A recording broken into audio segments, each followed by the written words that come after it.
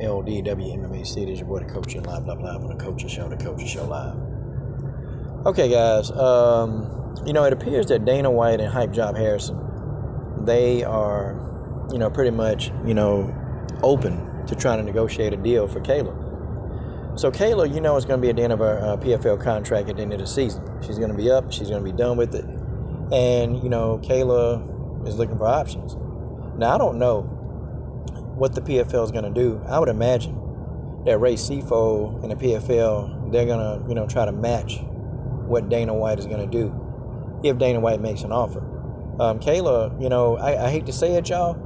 I'm not a big fan of Hype Job Harrison, but I got to admit, Hype Job Harrison got marketing 101 down pat. She might be fighting a bunch of bums and scrubs, but she got marketing 101 down pat.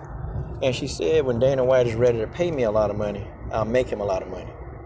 Now, y'all know Dana White got to be licking his chops at the thought of getting Hype Job Harrison in his company. Y'all know he is, because the whole Ronda Rousey scenario plays for Dana White again.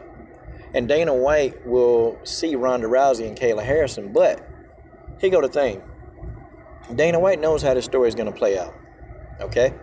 He knows how the story is going to play out. He knows exactly what's going to happen to Kayla Harrison if she comes to the UFC. See, Dana White, you got to look between the bald head and the lies. You got to look between the bald head and the lies, and sometimes, Dana White will actually tell the truth. And the truth is, now, do I think all the people that Dana White listed beats Hype Job Harrison? No. I think two people now in the UFC that could definitely beat Hype Job Harrison. One, we know Amanda Nunes. Okay, we know Nunes definitely possibly could. And Felicia Spencer probably could. Okay, it's a probably. Okay? Because Felicia Spencer and Amanda Nunes, they both walk around, they're big girls. They've got the size and the strength to actually compete with Kayla Harrison. They got that size and the strength to do so. But I know Dana White knows how the story is going to play out. Because you know that the fight that they're going to try to make is Kayla Harrison fighting for the Kayla Harrison fighting for the featherweight title. They know this is what it's going to be. And they're going to build this fight. They're going to build the fight. They're going to let Kayla Harrison take on like a scrub opponent in the featherweight division. Pick one. They got a couple. They're going to let Kayla Harrison fight one of these people. Kayla Harrison going to bust into the UFC. She's going to beat somebody impressively. Okay? They might give her, even a step-up fight, or probably not.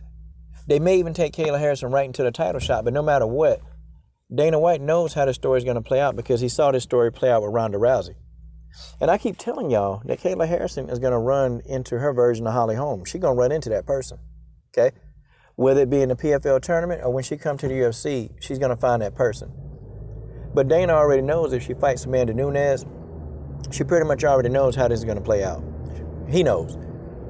But Dana White is looking at this like, you know what? I get a chance to make some more money. I get a chance to hype up another hype job. And I can't even compare Kayla Harrison to Ronda Rousey, y'all. I can't do that. Number one, Ronda Rousey, love her or hate her, Ronda Rousey fought everybody. She fought the best. She fought the best. We can say Ronda was hype, And, Ronda did beat a lot of one-dimensional fighters, and she beat some people who were multi-dimensional, okay? But Ronda Rousey fought the best people in her era. She fought who they had available. She fought everybody. See, we don't get this with Kayla Harrison. See, we get the hype and we get the thought of who Kayla Harrison can be. But Kayla Harrison not fighting the best competition. And if you're telling me that this girl's fighting the best competition, then you don't know shit about MMA. You don't know nothing about MMA if you come on here and say Kayla fighting the best competition. Folks, she not. The thing of it is, man, it's going to be a lot of money for Dana White. It'll be a big payday for Kayla, lots of paydays. But Dana White knows how the story ends. He knows what's going to happen to Kayla. And he knows that Amanda Nunes is going to end Kayla and put Kayla 6 feet in the ground. Amanda Nunes is going to demolish this girl. And guys, it's just what it is. Hell, we ain't even talking about Bellator. Bellator out the picture. Chris Cyborg is out the picture. It ain't going to be no Kayla Harrison Cyborg fight. That fight's dead. Okay?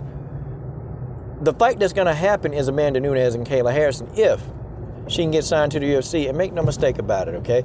The only reason why Kayla Harrison, that Dana White has any intention of signing her to the UFC, is that they're going to build Kayla as this big juggernaut. that's got the ability or got the skill set to possibly beat Amanda Nunes. They're gonna build that draw. They're gonna say that this is Amanda Nunes' toughest opponents to date. This is gonna be the biggest threat to Amanda Nunes' legacy. They're gonna say all of that, but they're gonna be lying. Okay, they're gonna be telling a bold-faced lie, because not only is Kayla Harrison not a threat to Amanda Nunes' legacy, not only is she not a threat, but Kayla Harrison gonna get injured, man. Amanda Nunes is gonna hurt this girl, and I'm talking about Amanda Nunes is gonna hurt this girl and let her understand just what the real is. See, we have a lot of these people, man, that people hype them up real good. They tell them what they want to hear, and then they start believing their own hype. They believe it. They believe their own hype. It ain't even confidence, it's their own hype. Because Kayla Harrison been saying for years that when she get up in there, she going to do this to Amanda, she going to do this to Cyborg. And, funny, man. Funny how this girl have an opportunity to fight some competition. She had a chance to fight Chelsea Chandler. She had a chance to fight Pam Sorensen. She didn't fight those people. She elected to fight Courtney King, and she lied. She started talking about that. She started talking about that. These people didn't want to fight her. Okay, these people didn't want to come up to 155 to fight her. That's what she was saying. And it's funny, they didn't want to come up. So she said Pam Sorensen and Chelsea Chandler didn't want to come up to fight her at 155, but then she came down to fight Courtney King. How you gonna explain that? How you gonna explain this? How you gonna explain this? Like I don't get it.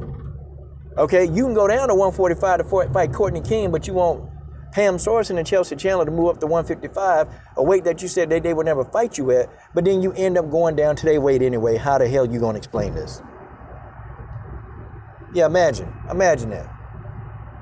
But Dana White knows this story, guys. He knows it too well. He knows what's going down. And the only person that's going down is Kayla Harrison. That's the only person that's going down. Kayla Harrison will be ended that night. She will fall. Amanda Nunes is going to put this girl to sleep. Okay, she's going to do whatever she wants to Kayla Harrison. But Dana White will sign her. He will sign Kayla Harrison. Why not? It's a bag. But Dana White in his heart don't believe that Kayla Harrison is competitive enough. He don't. He really don't believe that. But he does want to sign her. Don't be surprised, man. We're going to see Kayla Harrison. We'll see in the UFC before 2021 is out. I kid you not. She's going to be there. And they're going to already hype up the Nunes fight. It sucks for Cyborg, because Cyborg, she's going to miss out on that payday.